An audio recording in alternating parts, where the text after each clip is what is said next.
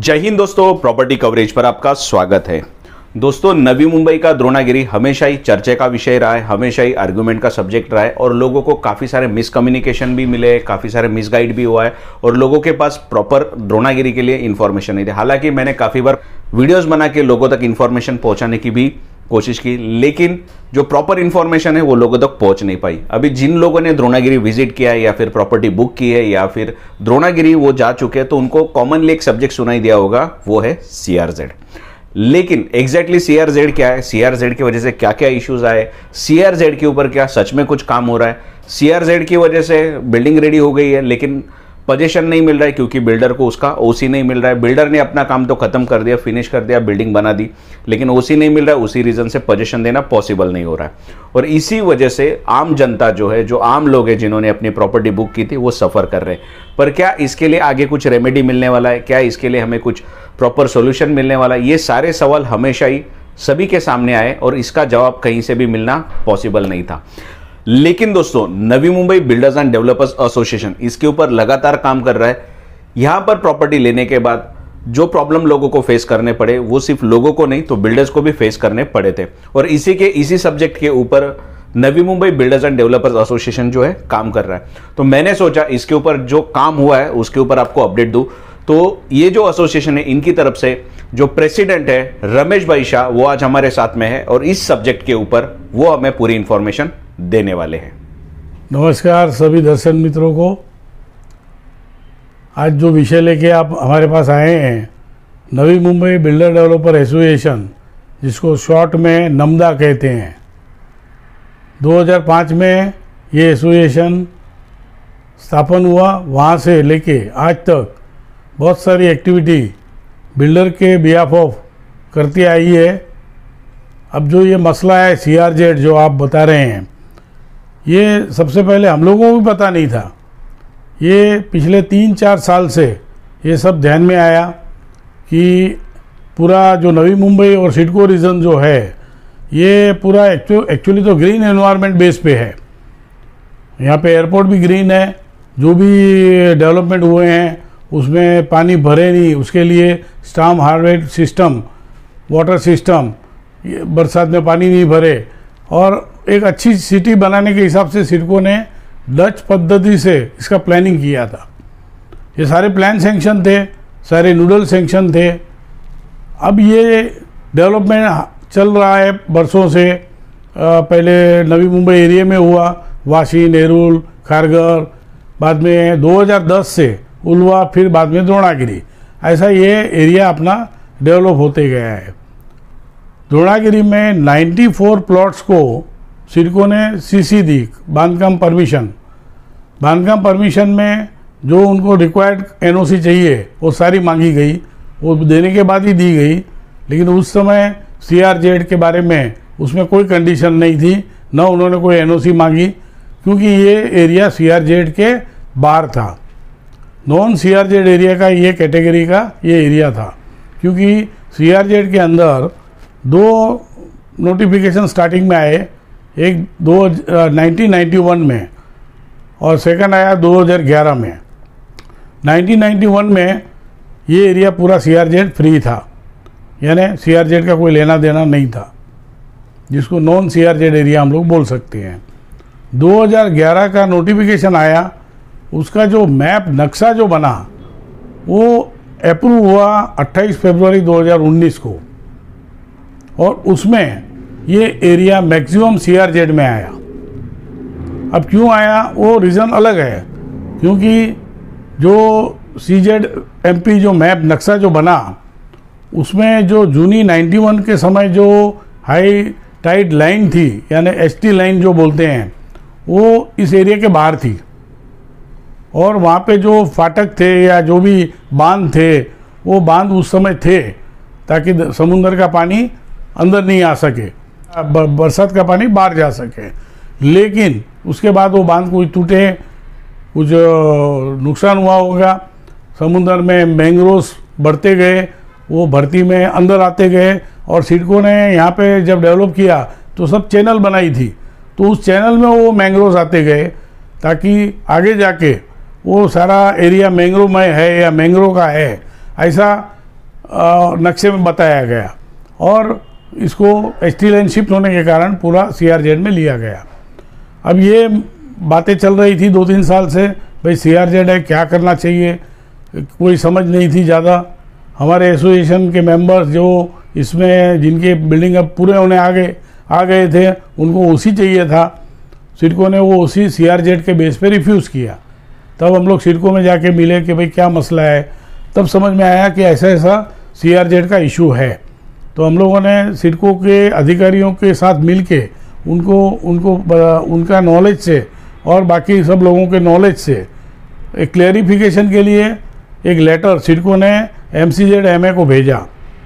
MCZMA से इसका clarification मांगा कि ये जो CZMP आया 28 फरवरी 19, उसके पहले इन लोगों को CC दे दिया है, तो अब इनको OC हम लोग देवे या नहीं देवे। अब पहले दे दिया है जब कोई कंडीशन नहीं थी, जब नॉन CRZ एरिया था, अब CRZ एरिया है, उसका क्लैरिफिकेशन मांगा गया। क्लैरिफिकेशन देने की अथॉरिटी MCZMA के पास नहीं थी। उन्होंने इसको रेफ़र किया ministry of environment and climate change MOEFCC new Delhi. हम लोगों ने वहाँ पे 2 हियरिंग लगाई। 13 जनवरी 2021 को एक हियरिंग हुई, बेसिक हियरिंग थी कि भाई हम लोग इसमें नहीं थे और अब आ गए हैं, तो अभी हमारा क्या, क्यों करोड़ों रुपए का प्रोजेक्ट सब लग चुके हैं। और मेन इसमें मैक्सिमम सफ़र कौन हुआ, तो फ्लैट वाले, कि जिन्होंने उस समय बुक किए थे, उनके फ्लैट तैयार थे, उनकी बैंक की EMI चालू थी, उनको भाड़ा भरना पड़ रहा था और फ्लैट का पोजीशन बिल्डर नहीं दे पा रहे थे। बिल्डर का कोई फॉल्ट ही नहीं था, लेकिन एक कायदे के कारण ये सारी अड़चन निर्माण हुई थी। ये सारा हम लोगों ने उस समय प्लीडिंग किया था और उसके बाद 26/11/2021 को दोबारा फाइनल हियरिंग हुई। हमारे मैटर को कंसिडर किया गया और हमारा कोई फॉल्ट नहीं है समझ के हमारे सारे प्लॉट को क्लियरेंस देने के लिए एक आदेश जारी किया गया है।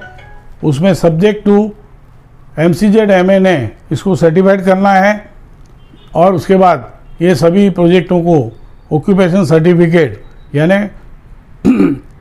OC दी जाएगी। इसके साथ ये मसला था कि ये 94 प्रोजेक्ट तो पूरे हो जाएंगे, इनको OC मिल जाएगा, लेकिन इनको जो इंफ्रास्ट्रक्चर चाहिए जिसके पैसे भी बिल्डर प्रोवाइड करते हैं सिडको को, और सिडको ने ये फैसिलिटी सारी प्रोवाइड करनी है, जिसमें रोड है, STP है, वाटर कनेक्शन है और बाकी सारी प्राथमिक सुविधा है। तो ये सुविधा देने के लिए जो इंफ्रास्ट्रक्चर प्रोजेक्ट थे सिडको के, जिसमें कोई सेक्टर के फ्लाईओवर है, ब्रिजेस है, कहीं पर रोड हैं बड़े, कहीं पर STP पूरा बाकी पड़ा है, यानी ये जो इंफ्रास्ट्रक्चर प्रोजेक्ट हैं कुल 18 प्रोजेक्ट सिडको के भी रुके पड़े थे। उसका भी हियरिंग में हमने क्लैरिफिकेशन लिया है और ये सारे अभी अप्रूव होंगे और ये सारी फैसिलिटी यहाँ पे मिलेगी। अभी तीसरा विषय इसमें ऐसा हो गया कि ये 94 प्लॉट का मैटर है। यहाँ द्रोणागिरी नोड में छोटे बड़े मतलब 100 मीटर, 200 मीटर, 500 मीटर से लेके कम से कम 2000 प्लॉट हैं और सारे छोटे बड़े इन्वेस्टर्स या बिल्डर्स इन्होंने ये प्लॉट लिए हैं। अब ये प्लॉट में ये डेवलप नहीं कर सकते हैं जब तक इसमें CRZ है, तो इनका कंक्लूड कैसा किया जाए, क्योंकि हम लोग एक्चुअली CRZ में है ही नहीं, हम एनवायरनमेंट में गए ही नहीं हैं। सिडको एरिया एनवायरनमेंट में नहीं गया है। सिडको एग्रीकल्चर लैंड पे एज ए सिडको ओनर ये प्लॉट सारे डेवलप किए हैं, उसमें करोड़ों रुपया सिडको का लगा है। तो इसको एनवायरनमेंट में जाने के कारण सिर्फ एक लाइन का जो डिफरेंस है, जो लाइन शिफ्ट होने के कारण और कुछ समुंदर से मैंग्रोव चैनल में आने के कारण ये पूरा एरिया इसमें इफेक्टेड हो रहा है। तो इसका अब पूरा सर्वे करके इसको CRZ में से क्लियर करना है और उसके लिए सिडको के अधिकारियों के साथ मिलके नमदा हमारा association, Navi Mumbai builder developer association, ये मिलके इसको अब पूरे आगे प्रोसेस करने वाला है और अगले 3-4 महीने में इसमें और कोई राहत अपने को मिल सकती है, उसके लिए हम लोग प्रयत्न करेंगे। और अभी मैं इतना ही आपको आश्वासन देना चाहूँगा कि जो फ्लैट वालों ने बुकिंग की है और जिनका CRZ के कारण OC नहीं मिला है, उन सभी प्रोजेक्टों को 1-2 महीने के अंदर सब OC मिलेगी, सबको पोजीशन मिलेगी और सबका ये मामला यहाँ तक का क्लियर हो जाएगा। शुक्रिया, बहुत बहुत धन्यवाद। रमेश भाई, बहुत बहुत आपका शुक्रिया, थैंक यू। आपने इतनी सारी इन्फॉर्मेशन जो है हमारे व्यूवर्स के लिए प्रोवाइड की। लेकिन फिर भी मैं आपको एक बात पूछना चाहूँगा कि आपने जो भी इन्फॉर्मेशन दी, आपने काफ़ी सारी फाइट की है सेंट्रल गवर्नमेंट के पास, बिकॉज जहाँ तक मुझे पता है CRZ जो है वो सेंट्रल गवर्नमेंट के अंडर में आता है और यहाँ पे जो लोकल गवर्नमेंट है अभी के लिए वो सिडको काम कर रही है। तो आपको सीधी बात है, फाइट जो करनी थी वो तो सेंट्रल गवर्नमेंट के साथ करनी थी। तो सेंट्रल गवर्नमेंट के साथ जब आप फाइट कर रहे थे तो सिडको का रवैया आपकी तरफ कैसा था, या सिडको ने कितना आपको सपोर्ट किया?